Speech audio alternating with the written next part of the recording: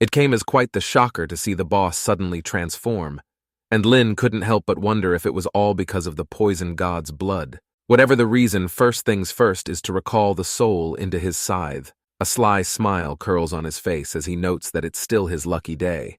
With its skill now enhanced, this new summon might just become one of his trump cards moving forward. Anyway, he keeps pressing on, knowing that after he crosses this narrow passage, he'll finally reach the final destination. Passing through yet another electric zone, he finally arrives at what appears to be the end of the canyon. In front of him was an altar engraved with strange symbols, and right behind it was a massive purple crystal. Upon closer inspection, Lin notices a magical array etched across the altar's surface. The moment he steps onto it, the formation flares to life.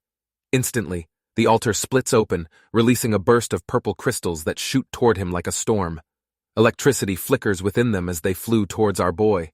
Startled, he hurriedly reinforces his skeletal armor, but to his surprise, the impacts don't harm him at all. Instead, a bunch of notifications popped up notifying him that his lightning resistance cap had increased. Noticing the changes, he remarks that this must be the reward for clearing Thunder Burial Canyon. In no time, his lightning resistance cap had reached a staggering 90%. As the symbols around the altar dim, Lin moves forward again, approaching the enormous crystal. Inside, he can see a small golden sphere-looking thingy, perhaps the very item Antares had been looking for. Without overthinking it, he takes out the drop of blood Antares gave him and pours it over the crystal. In an instant, the crystal began to melt, morphing into a jelly-like substance, releasing the sphere, which Lin grabs immediately. Before he can figure out what it is, a voice echoes in his mind, sounding surprised, asking if he's obtained the Dragon Pearl. Naturally, it's Antares. Without explaining much, Antares simply tells him he can return now by activating the teleportation array. However, Lin still has unfinished business here. He tells Antares he'll return once everything is settled. There's silence for a moment. Then Antares' tone softens, though Lin can sense the big guy looks a bit nervous. That alone tells him the Dragon Pearl must be extremely important to him. Seeing through it, Lin smirks inwardly, thinking that Antares won't force him just yet and will probably let him handle things his own way. Sure enough, Antares laughs and agrees, saying they can discuss a proper deal once Lin finishes what he has to do. Lin merely responds that he'll head back soon. Meanwhile, behind the massive crystal, Lin suddenly spots a newly revealed path. Could it be a hidden chamber? Intrigued, he commands a few of his skellies to scout ahead before following them in. At the same time, far across the abyss, a thunderous roar erupts, a voice demanding to know who dared to take it from him. The sound echoes from the Demon Emperor's palace itself. Shortly after, the Emperor issued an order to investigate everyone who had entered Thunder Burial Canyon in recent days. His furious cry sweeps across the entire abyss, shaking every corner. Demons of all ranks tremble in fear, dropping to their knees. The Dark Sky Demon Lord is the first to piece things together, noting grimly that his avatar was destroyed by Lin precisely in that very place. Meanwhile, the Succubus Queen is already whispering something into the Demon Emperor's ear. The Emperor frowns, saying this isn't the first time he's heard the name Lin. Knowing it was him again, the order comes down sharp and cold, and he adds that no matter the cost, kill Lin. The one who succeeds will receive a rule artifact as a reward. That reward alone leaves even the Demon Lords stunned. Dark Sky turns toward the ugly bastard, asking casually if he's interested. The latter merely laughs, then remarks it's not going to be an easy task, so he decides it's probably better to continue studying the poison. As for all that fighting business, he'll gladly leave that to others. Anyway, back on Lin's side, he continues delving deeper into the secret path. Crystals shimmer along the walls, pulsing with faint arcs of electricity. It came as a surprise that absorbing their energy can slightly boost his lightning resistance. Holding one in his hand, he notes his cap has already climbed to 90%, and with these, he can push it right to the cap. But he's most intrigued by what comes next. Eventually reaching the end of the tunnel, as Lin continues to absorb the crystals, the glow around him intensifies, until finally, the path opens up into an enormous structure. What greeted him was the Temple of the Thunder God. Even though part of him had already guessed it, seeing the real thing still feels surreal. He recalls that he's already cleared several elemental dungeons, each granting a key, and the Thunder God's key is among them. Without hesitation, he pulls it out from his storage space. It looks less like a key and more like a sword, and sure enough, there's a sword-shaped indentation right at the temple gate. Lin approaches slowly. The moment the sword nears the gate, it bursts into brilliant arcs of lightning as if recognizing its home. With a deep rumble, it slides perfectly into the slot. The ground trembles, the gates creak open, and inside lies a single stone coffin. Lin remembers that the Thunder God was slain by the Beast King, and he wonders if this is where their final battle took place. Inside the coffin rests an old man, identical to the figure in his memories. Many years may have passed, yet the body remains perfectly intact. On the man's forehead, a faint mark glows. Lin recognizes it immediately. He takes out the second relic and places it gently upon the mark.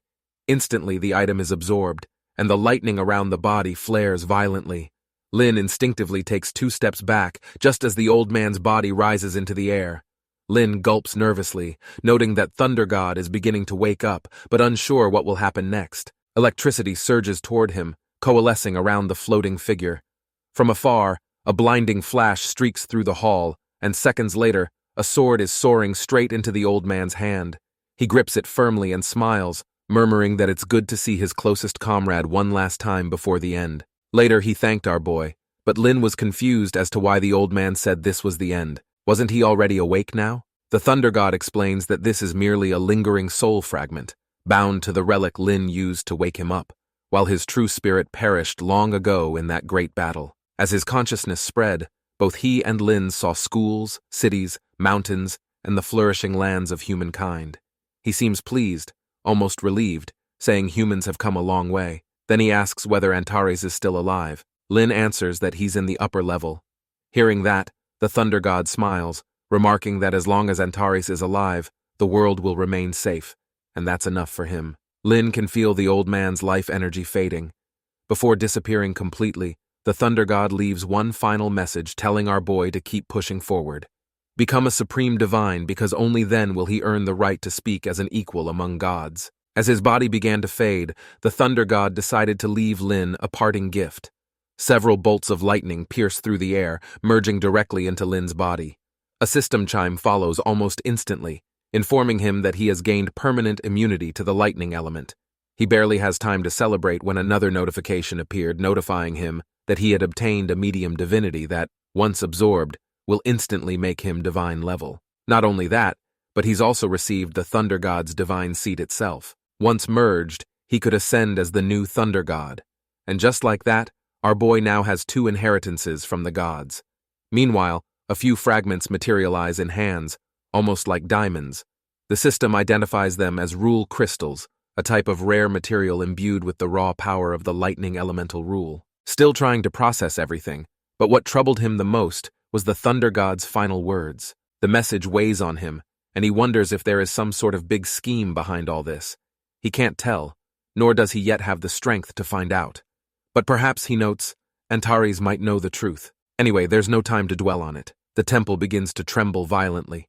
Cracks tear across the walls as lightning dances chaotically. Realizing what's happening, Lin bolts for the exit. Moments later, the entire structure collapses behind him. Outside, the Thunder Burial Canyon begins to crumble as well. Thunder roars, the ground splits open, and rain pours down in sheets, and this phenomenon only occurs when a god perishes. Watching the scene, Lin remarks that the Thunder Burial Canyon, true to its name, has become the real resting place for the Thunder God. Meanwhile, far above, Antares gazes at the storm with a heavy heart. He notes that thunder had finally met his end, and he sounded a little sad as he murmured that perhaps it's better this way, because at least his old pal finally found peace. Back in the Empire, the sudden downpour spreads across the land. Meng Anwen watches the darkened sky. Not once in 1,000 years had a god fallen, yet now, 2 have fallen in mere days. Elsewhere, Mohan senses the disturbance and grows anxious for her younger brother. She pleads with her teacher to check Lin's condition. However, each time they do this, it requires a drop of her essence blood, but she doesn't hesitate. Her teacher sighs, helpless against her stubbornness. After a moment, he assures her that Lin is safe. Only then does Mohan let out a sigh of relief. Meanwhile, Lin rushes out of the collapsing canyon. Behind him, a massive stone tablet was hurtling through the air in pursuit. At the same time, he noticed the anti-flight is also gone, so he quickly summons his wings and takes flight, narrowly evading the stone tablet. As he steadied himself mid-air, he was shocked to see the tablet inscribed with a primordial rune. Having learned from experience, he wastes no time and activates it. In the next instant, a blinding red beam shoots into the sky, and Lin can't help but wonder, what new, powerful skill will he be getting this time?